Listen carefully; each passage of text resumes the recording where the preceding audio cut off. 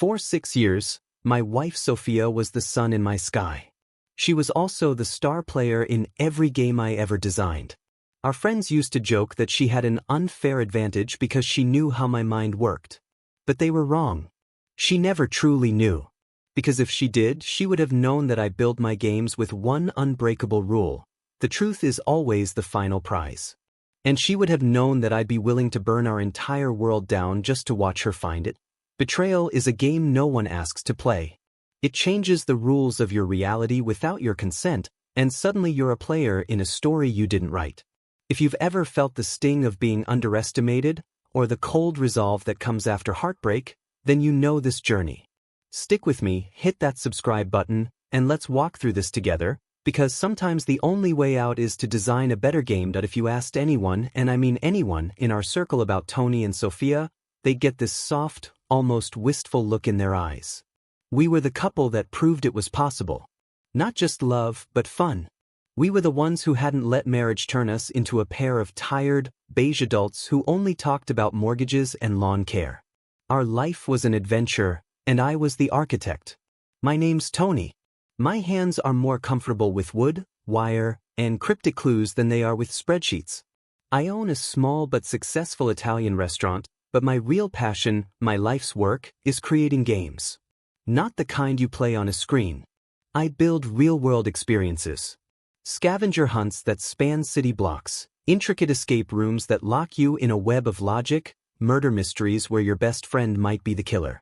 It started as a hobby in college, a way to make a birthday party more interesting. But it grew. I became that guy. The one people came to when they wanted to turn a mundane Saturday into something unforgettable. And Sophia was my muse. My first and most enthusiastic player. When we first met, I designed a simple puzzle hunt for her on our third date. It led her through a park, to a coffee shop where we'd first spoken, and ended at a little bench overlooking the river, where I was waiting with a terrible poem I'd written. She didn't laugh at the poem. She'd looked at me with this brilliant, dazzling smile and said, "No one's ever done anything like this for me before." That was it. I was hooked. For years, that was our dynamic. I was the dreamer, the creator, the mad scientist in his workshop, and she was the champion, the charismatic frontwoman who would rally our friends, her laughter the soundtrack to my creations. She loved the chaos, the collaboration, the moment a puzzle clicked into place. She used to grab my face after a successful game, our friends cheering in the background, and kiss me with this breathless energy. "You see the world differently, Tony," she'd whisper against my lips. "You make everything magic." Our 6th wedding anniversary was approaching. I was planning the biggest game yet. A multi-day event for our closest friends, culminating in a surprise renewal of our vows.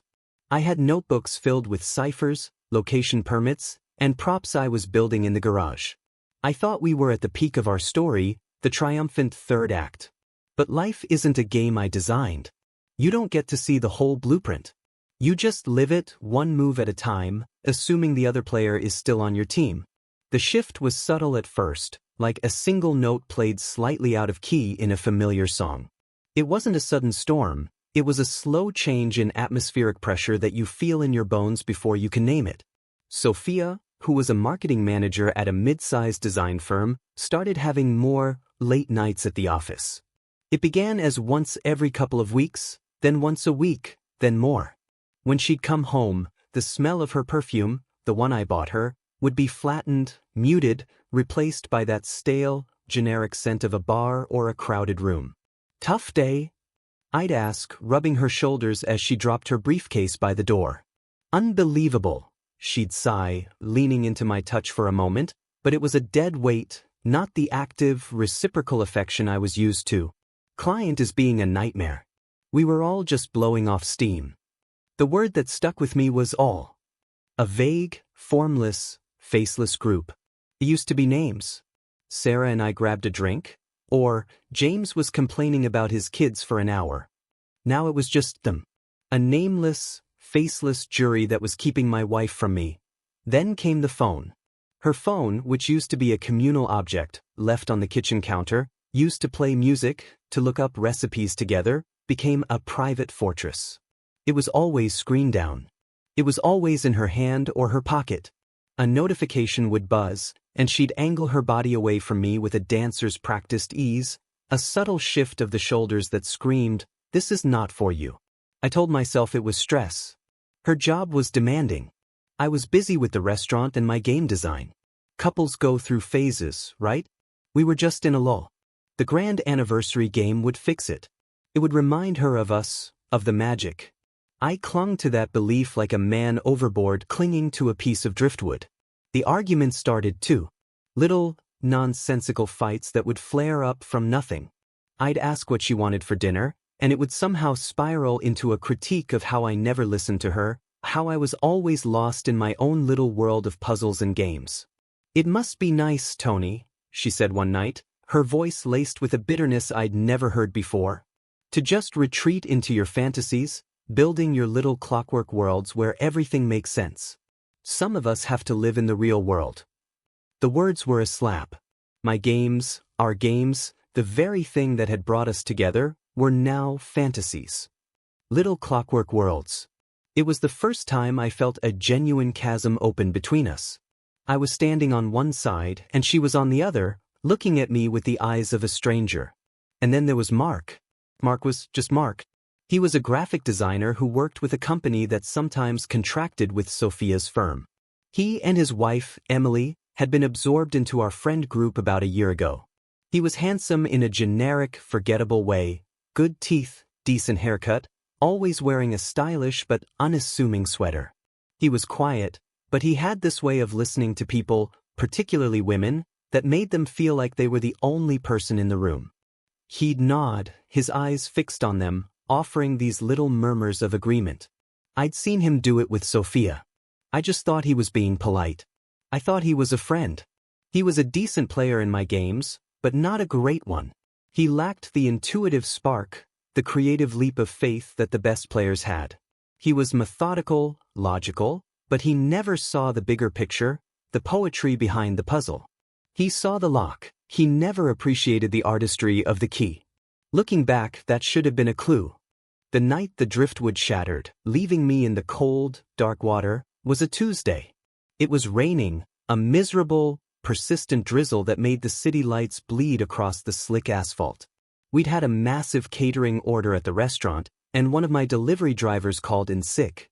It was nearly 11 p.m. when I finally finished the last run myself, the van smelling of garlic bread and marinara sauce. I was exhausted, my bones aching with a weariness that was more than just physical. Sophia was supposed to be at a team dinner. She had texted me hours earlier. "Hey, dinner with the team is running long. Don't wait up. Love you."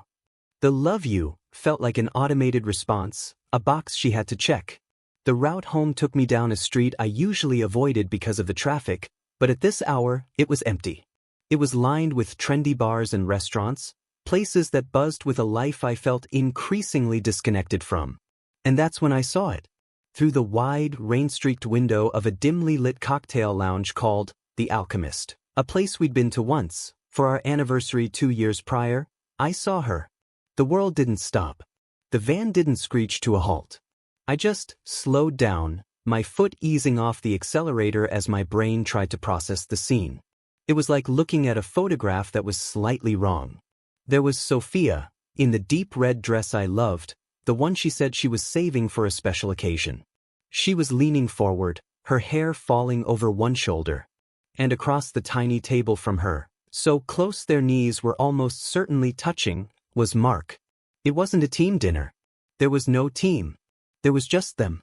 My first thought, a desperate, pathetic scramble for a rational explanation, was that maybe the rest of the team had just left.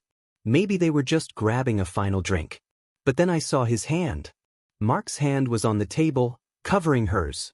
And she wasn't pulling away. Her fingers were interlaced with his. Then he leaned in and whispered something in her ear. She didn't just smile. She tilted her head back and laughed, a silent, genuine, unguarded laugh that I hadn't seen directed at me in months. It was a punch to the gut. It was intimate. It was a secret shared.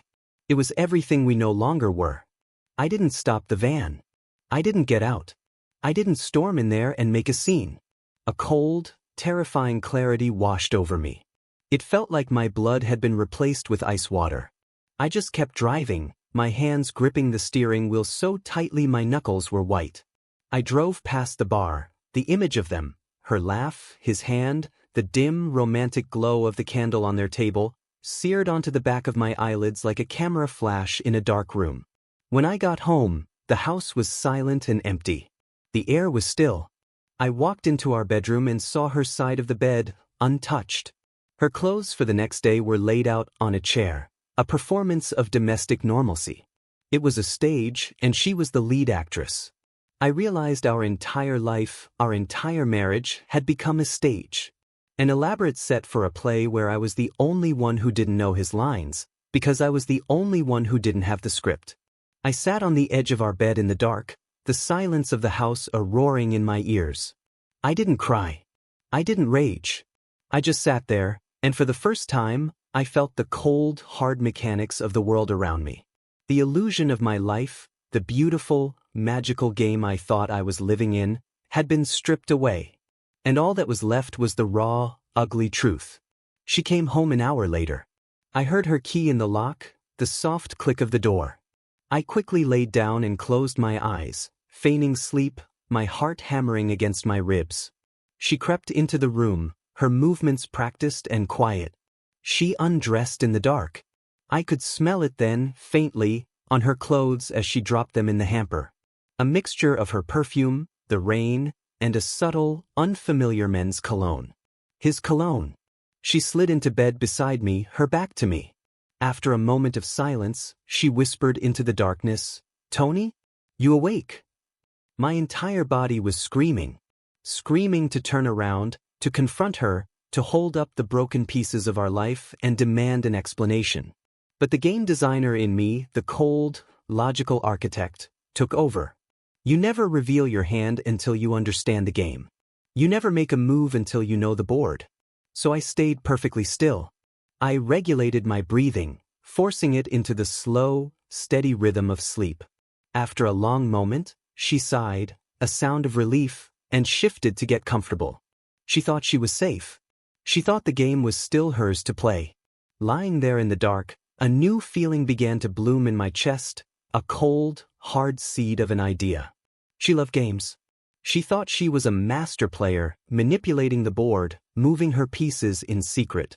But she had forgotten who she was playing against.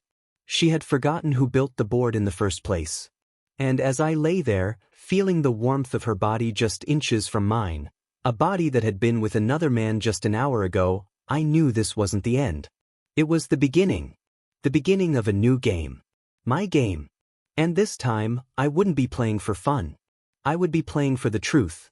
The days that followed were a masterclass in psychological torture, and I was both the victim and the warden. Waking up next to Sophia was the hardest part. In the soft light of morning, with sleep still smoothing the lines of deception from her face, she looked like the woman I had married. For a split second, my heart would forget. It would reach for her, for the familiar comfort of our shared life. And then the image from the bar would slam into my mind, her hand in his, her unguarded laugh, and the forgetting was over. The cold reality would set in, a physical weight in my chest. I started living a double life. Outwardly, I was Tony. Loving husband, dedicated restaurateur, quirky game maker. I'd kiss her goodbye in the morning. I'd ask about her day.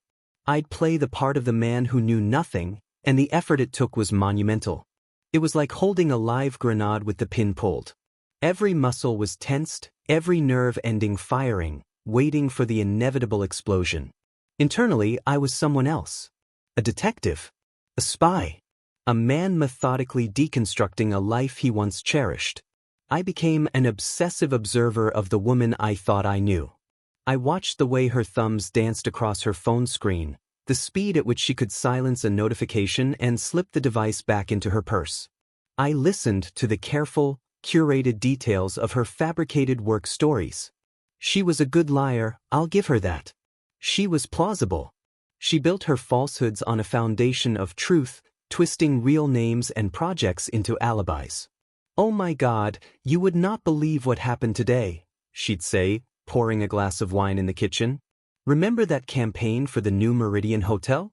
Well, David, the client, decided at the 11th hour to change the entire color palette. The entire thing. Mark and I were stuck at the office until 9, redoing all the mock-ups. I am completely drained. She'd used Mark's name. That was the genius of it. She dropped it into her stories casually, innocently. By hiding him in plain sight, she made him seem harmless. A colleague. A work husband, a term I now despised with every fiber of my being. I would just nod, my face a carefully constructed mask of sympathy. That sounds awful, honey. Let me make you some dinner. Every word of support I offered felt like swallowing glass. Every feigned smile was a betrayal of the rage that was simmering just beneath the surface. Sleep became a luxury I couldn't afford. I'd lie awake for hours, my mind a relentless projector, replaying the scene at the bar, then creating new scenes, new possibilities of their time together. Where did they go? What did they talk about? What jokes did they share? Did she talk about me? Did they laugh at me? The not knowing was an acid eating away at my sanity. My work at the restaurant suffered. I burned a risotto. I forgot to order more Chianti. My staff, who were like family, kept asking me if I was okay. You seem distant, boss, my head chef Marco said one afternoon, his brow furrowed with genuine concern. Everything all right at home? Just tired, I'd lie, forcing a smile. Working on a new game. It's a real brain burner. The lie tasted sour in my mouth. I was working on a game, but it wasn't the one he thought. I started gathering evidence. Not for a divorce lawyer, not yet. This wasn't about legalities. It was about something more primal. It was for the game. The pieces for the final puzzle. It started small. A receipt from her car's glove compartment.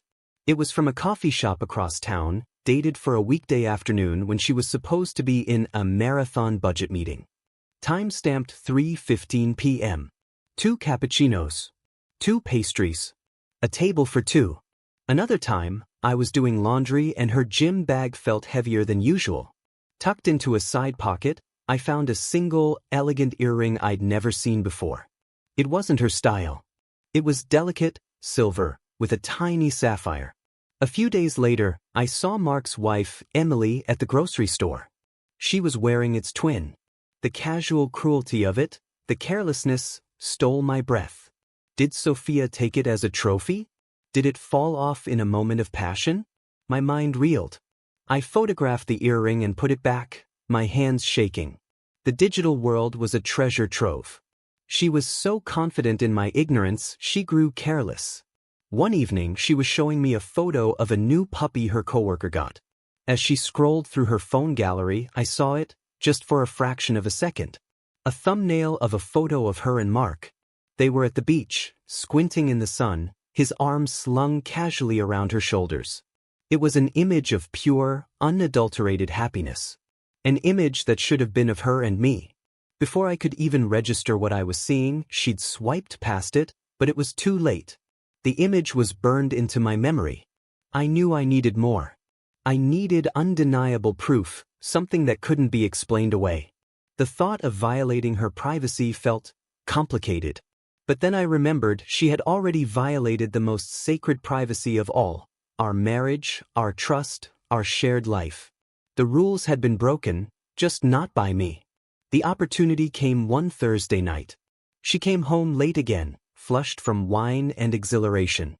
"Drinks with the girls," she announced, kissing me on the cheek. Her kiss felt like a feather from a bird that had already flown away. She went to take a shower, leaving her phone on the nightstand. It was the first time in months she'd left it unattended. My heart began to pound. It felt like defusing a bomb. Her password was our anniversary date. The irony was so thick I could choke on it. My hands were trembling as I opened her messages. I scrolled past the group chats with our friends, the banal messages from her mother. And then I saw his name. The thread was long, stretching back months.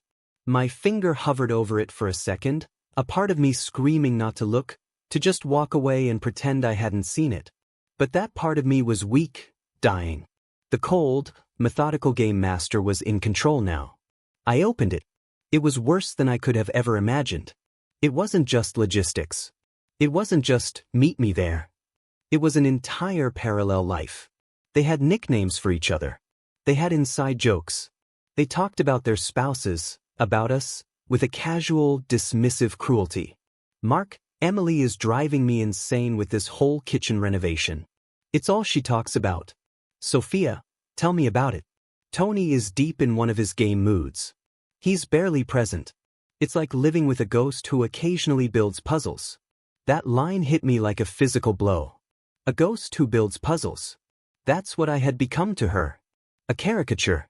An obstacle in her real life with him that I kept scrolling, my stomach twisting into a tight, painful knot. I saw the planning for their secret trips. The business conference in the next state over was a romantic weekend getaway. The photos were there. Them by a lake. Them clinking wine glasses in a rustic cabin. Her wearing a piece of lingerie I'd never seen. And then I found the messages from the night I saw them at The Alchemist. Mark, tonight was amazing. I wish we didn't have to go back to our real lives. Sophia, I know. Seeing your car drive by was a close call though. My heart stopped. She had seen me. She had seen me drive by that bar. She had known I was there, and she had sat there with his hand on hers, and then come home and lied straight to my face. The knowledge of that specific, calculated deception was somehow more painful than the affair itself. It wasn't just a betrayal of action, it was a betrayal of the mind. She had looked at me in that moment and deemed me a fool, an idiot who could be easily managed. I felt a volcanic rage build inside me, so hot it felt like it would incinerate me from the inside out.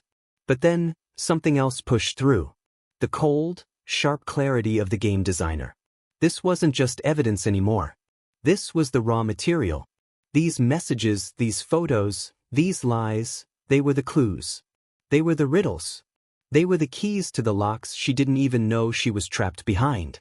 I used my phone to take pictures of everything. Every incriminating message, every photo, every lie. I worked quickly, methodically, my shaking hands now steady with purpose. This was no longer just about pain. It was about justice. It was about taking back the narrative. She had written me as the clueless, ghost-like husband in her sordid romance novel. But I would be the one to write the final chapter. I put her phone back on the nightstand, exactly as she had left it, just moments before she came out of the bathroom, wrapped in a towel, humming a cheerful tune. She looked at me, sitting on the bed. "You're quiet tonight," she said, a playful smile on her face. I looked back at her, at the woman who was living a lie, who had seen me see her and had done nothing. I felt a strange sense of calm descend. The grenade in my hands was gone. In its place was a blueprint. Complicated, intricate, and absolutely devastating. "Just thinking," I said, my voice even. "About the new game. I think I finally figured out the ending." Her smile widened. "Oh, is it a good one?" I looked straight into her eyes, the eyes of a stranger I had loved for 6 years. A cold, genuine smile touched my own lips for the first time in weeks. "It's unforgettable," I said. "Absolutely unforgettable." And in that moment, she had no idea that the game had already begun, and she was the main character. But she would not be the winner. The decision didn't come to me in a flash of anger. It crystallized slowly, in the dead of night, forged in the fires of sleeplessness and 1,000 replayed betrayals. I wasn't going to confront her. A confrontation would give her power. It would allow her to cry, to deny, to gaslight, to twist the narrative until I was the villain for invading her privacy. A quiet divorce felt too easy, too clean. It would allow her and Mark to simply walk away from the wreckage and build a new life on the foundations of their lies, leaving me and Emily to sweep up the rubble. That wasn't justice. Justice, in my world, had rules. It had structure. It had a dramatic reveal. She had made my life, our life, a game of deception. So I would beat her at it.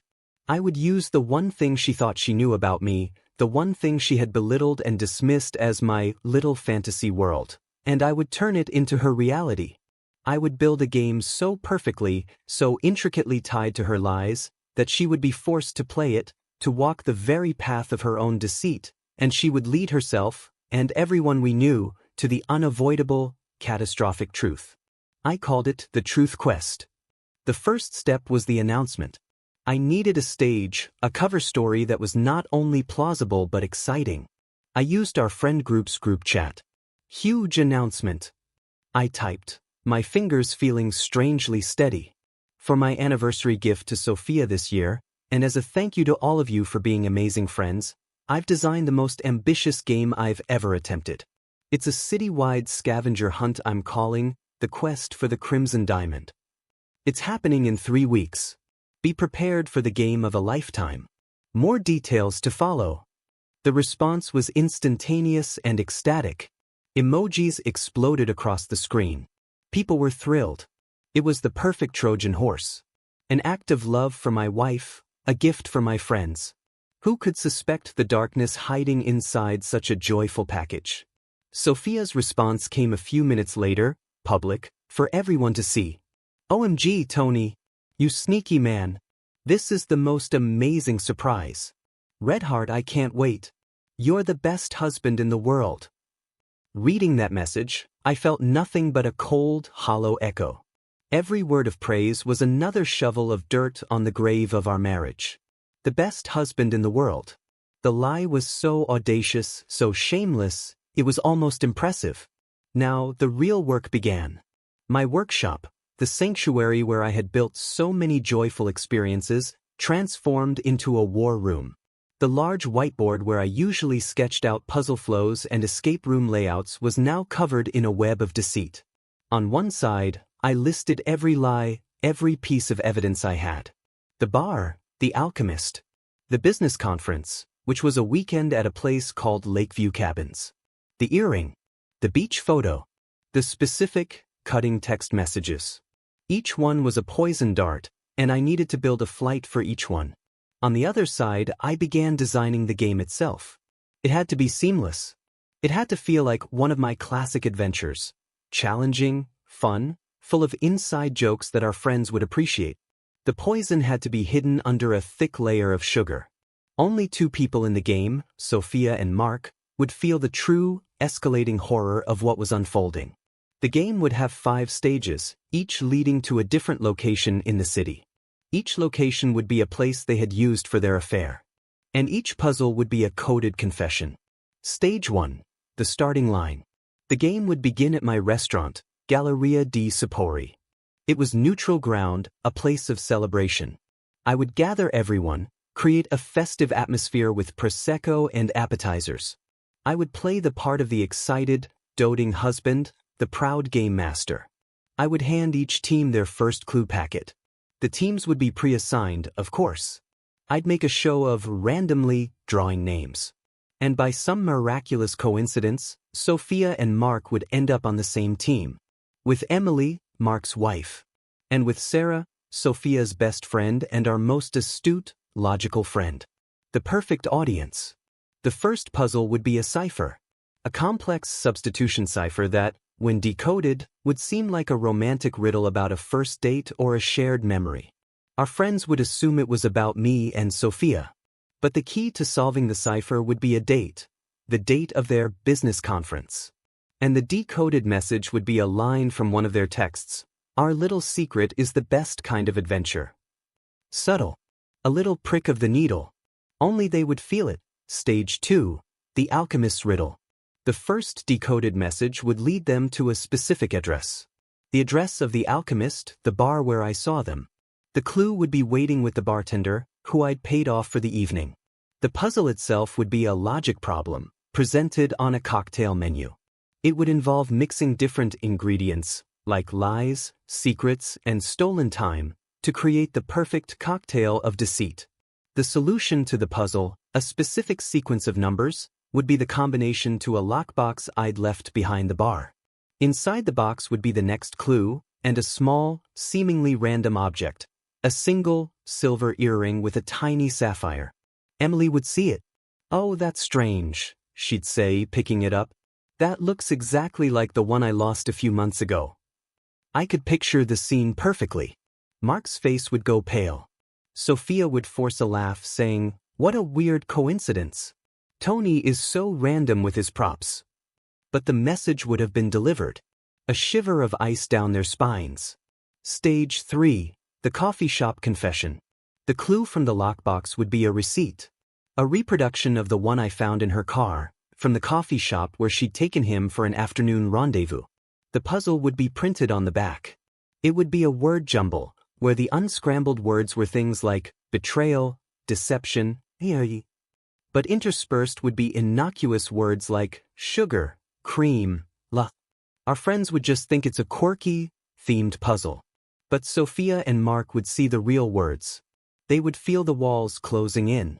The final solution, once all the key words were found, would point to a specific park bench overlooking the river. Stage 4. The lakeside photograph. At the park bench, they would find a sealed envelope. Inside, a jigsaw puzzle. A simple, 50-piece puzzle. As they put it together, the image would slowly form. It wouldn't be a map or another clue. It would be the photo I'd seen on her phone. The two of them at the beach, his arm around her, smiling into the sun. It would be cropped just enough that it could, potentially, be explained away. Oh, that was from that work outing, remember? But it would be a direct shot. A warning. The game was no longer playing with subtle hints. It was now showing its teeth. The back of the puzzle, once assembled, would have the final clue.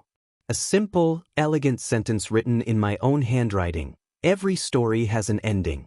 Ours is waiting where it all began. Go to the roof. The roof of our apartment building. The place where I had proposed to her 6 years ago. For 3 weeks, I lived and breathed this game. I meticulously crafted each prop. I stained the clue papers with tea to make them look old. I practiced the ciphers to ensure they were solvable but not too easy. I visited each location, coordinating with the staff, making sure every piece was perfectly in place. This required a level of focus I had never known. The rage and the pain, they weren't gone. But I channeled them. I took all that chaotic, destructive energy and I focused it into a laser beam of cold, creative purpose. There were close calls. One afternoon, Sophia came home early and found me in the workshop, the whiteboard filled with my web of lies. My heart leaped into my throat. But I had a backup plan. I had a large sheet of canvas hanging on a hook, and with one swift movement, I covered the board. "What's all this?" she asked, smiling, trying to peek behind the canvas. "No, no, no," I said, laughing, my voice a higher pitch than normal. "Spoilers. You can't see the guts of the game before you play it. That's bad luck." She pouted playfully. "Fine. But it had better be good, mister. You've been so intense lately. Locked away in here." "It'll be worth it," I said, my heart still racing. "I promise." The day before the game, I felt a strange, unnerving calm. Everything was ready. The props were in their boxes, labeled and ready for deployment. The text messages were scheduled to be sent to the teams to start the game. The final piece of the puzzle, the grand finale, was set up and waiting. On the roof, I had hidden a high-definition projector and a portable screen. I had loaded a USB stick with a simple, silent slideshow. It contained everything. The uncropped photos from her phone. The screenshots of their most damning messages, names and dates clearly visible. The receipts.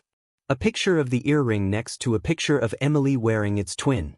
A final slide with just 2 words, "Game over." I stood on that roof, the city sprawling out beneath me, the place where she had said yes, where our future had seemed so bright and limitless. I didn't feel triumph. I didn't feel joy.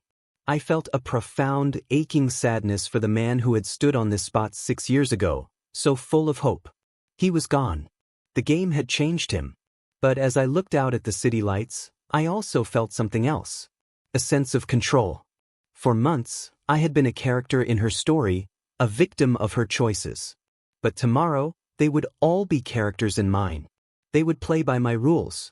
And the game, for the first time in a long time, would be fair. The truth would be the prize. And I was the only one who knew the rules. The game master was finally back in charge. The night of the truth quest arrived with a crisp, autumn chill in the air. The sky was a deep, cloudless indigo, a perfect backdrop for what was to come. I had opened the restaurant exclusively for our friends, about 20 of them in total. The room was buzzing with energy. Music played, Prosecco flowed, and laughter echoed off the brick walls. Everyone was excited, dressed in practical but stylish clothes, ready for an adventure.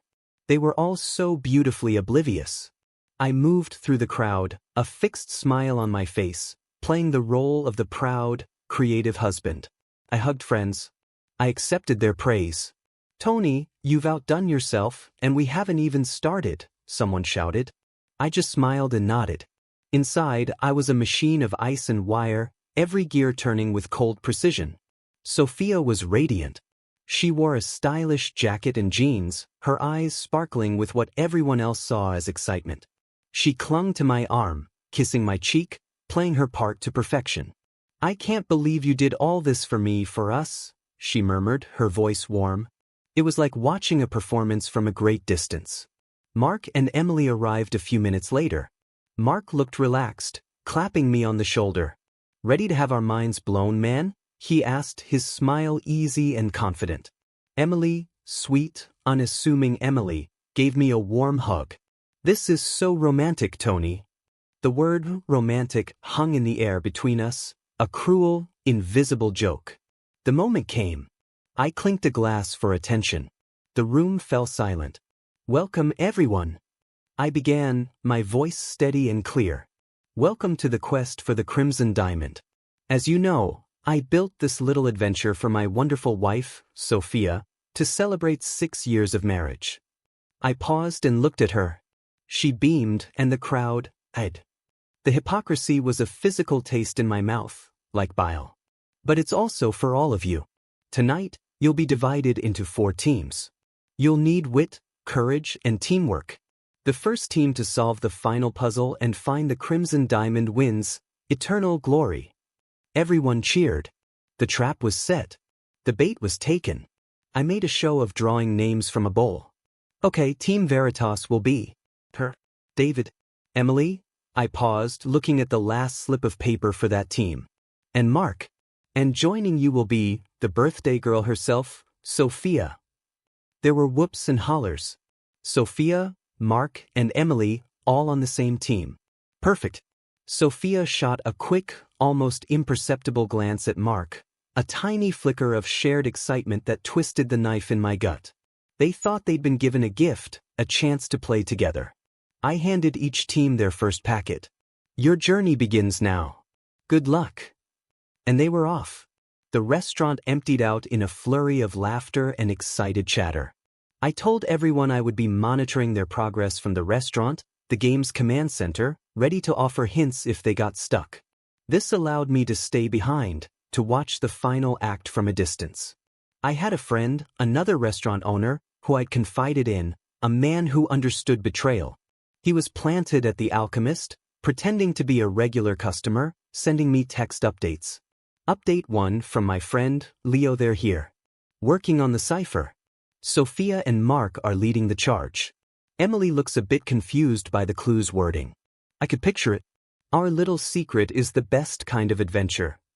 They would solve it, and their friends would think it was a romantic quote about me and Sophia. But the two of them would know. The first drop of poison.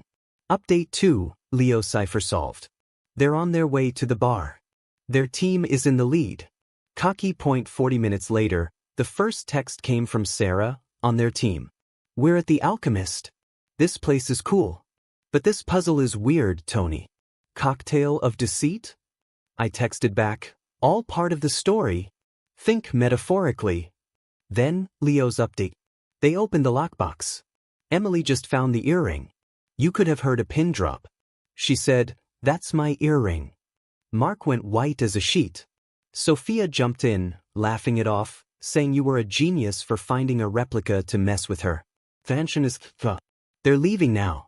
Sophia is pulling Mark aside, whispering furiously. Phase 2 complete. The ground beneath their feet was beginning to crack. The next updates came from my own tracking. I knew when they reached the coffee shop. I could imagine them unscrambling the words, Sophia's confident smile faltering as she stared at the word betrayal next to espresso. I pictured Mark trying to steer the conversation, to keep the mood light, while the truth was literally spelling itself out in front of them. The fourth stage was the one I was most anxious about.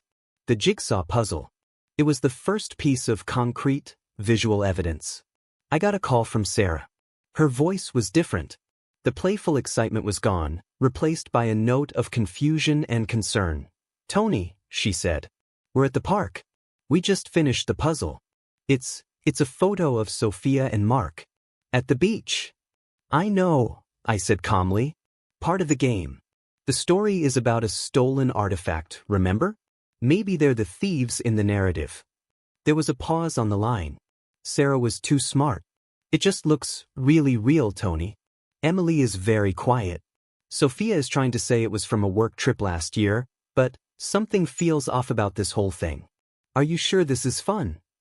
"It all makes sense at the end, Sarah," I told her, my voice holding more finality than I intended. "Trust me. Just solve the last clue. The final clue. Go to the roof." I packed up a few things at the restaurant, told my staff to close up, and walked the few blocks to our apartment building. I took the elevator up, my heart a steady, cold drum. I stepped out onto the roof. The projector and screen were set up, hidden behind a large ventilation unit. The other teams were starting to arrive, trickling in, all of them buzzing about the weird, personal nature of the puzzles. Then I saw them. Team Veritas. They came through the rooftop door last. Sophia was in the lead, her face a mask of forced cheerfulness. Mark trailed behind, his eyes darting around nervously. Emily was walking beside Sarah, her expression withdrawn and pale. She knew. Maybe she didn't have proof, but she knew something was deeply wrong. When all the teams were assembled, about 20 people shivering in the night air, looking at me expectantly, I stepped forward. "Congratulations, everyone," I said, my voice carrying in the quiet. "You've all made it to the final stage." Sophia stepped toward me. "Tony, what is going on? This game has been strange." Her voice was a low, warning whisper. I ignored her. I walked over to the projector and turned it on. The screen, which had been dark, flickered to life. The crowd murmured, expecting a final riddle or a congratulations message. The first image appeared. It was the beach photo, the uncropped version. It showed Mark's hand resting a little too low on Sophia's back. A collective gasp went through the crowd. Sophia froze. "Tony, what is this?" The next slide. A screenshot of the text message. Tony is deep in one of his game moods. It's like living with a ghost who occasionally builds puzzles. Her own words, projected 10 feet high for all her friends to see. Her face drained of all color. She looked like she'd been turned to stone. Mark looked at the ground, anywhere but at the screen. The next slide. A photo of the receipt for 2 coffees and 2 pastries, next to a screenshot of her text to me from that day, stuck in a marathon budget meeting. So boring. The next slide. A photo of the single earring, next to a photo of Emily wearing the pair at a party last Christmas. Emily let out a small, strangled sob. The crowd was dead silent. The only sound was the wind whipping between the buildings. No one was looking at the screen anymore. They were all looking at Sophia. And at Mark. I let the slides continue their silent, brutal testimony. The hotel confirmation for their business trip. The picture of her in the lingerie I'd never seen. The final, damning message, "Seeing your car drive by was a close call though." My heart stopped. When the last slide appeared, the one with the words, "Game over," the silence that fell was absolute. It was a heavy, suffocating blanket of truth. Sophia finally moved. She turned to me, her eyes wide with a mixture of panic and fury. "How could you?" she whispered, her voice cracking. "How could you do this to me? In front of everyone?" I looked at her. The woman I had loved, the woman who had made me a ghost in my own life. I felt no rage, no fire, just a vast, cold emptiness. "Me," I said, and my voice was quiet, but it seemed to cut through the silence like a razor. "I didn't do this, Sophia. I just designed the game. You provided all the clues." I looked out at the faces of our friends. Disgust. Pity. I looked at Emily, who was being comforted by Sarah, tears streaming down her face. I looked at Mark, who was slowly backing away, trying to disappear into the shadows. And then I looked back at Sophia. She stood there, exposed, the star player in a game she finally understood. She had reached the end, and the prize was the truth she had tried so hard to hide. "Congratulations, Sophia," I said, my voice void of all emotion. "You've reached the end of the game. And now you know the truth." It wasn't loud. It wasn't violent. But it was final. The game was over. And she hadn't just lost. She had been solved. There was no dramatic fallout on that rooftop. No screaming match. The truth, when revealed so completely, doesn't leave much room for argument. Mark slunk away without a word. Sophia tried to approach me, to say something, but our friends formed a silent, unintentional wall around me. They looked at her with such profound disappointment that she simply stopped, turned, and walked away. The party was over. In the days that followed, the story rippled through our social circle. I didn't have to say a word. The 20 people on that roof became witnesses. Sophia and I are divorced now. Mark and Emily are too. I heard Sophia and Mark tried to make it work, but apparently a relationship built on a foundation of lies doesn't do well when exposed to the light. It lasted a few months before they imploded. I sold my share of the restaurant to Marco and focused on my game design company, which, ironically, has become more successful than ever. People hear the story, and they want a game designed by the man who turned his own life's catastrophe into a work of meticulous, narrative art. I don't know if what I did was right. I know it was cruel. But it was also honest. I took the chaos and pain she handed me and I gave it order. I gave it rules. I gave it an ending. I didn't want revenge in the sense of causing her pain for pain's sake. I wanted her to experience the one thing she had denied me, a reality she couldn't lie her way out of. I wanted to reclaim the narrative. I was not the ghost in her story. I was the game master in mine. And in the end, the truth, as it always does, won the game.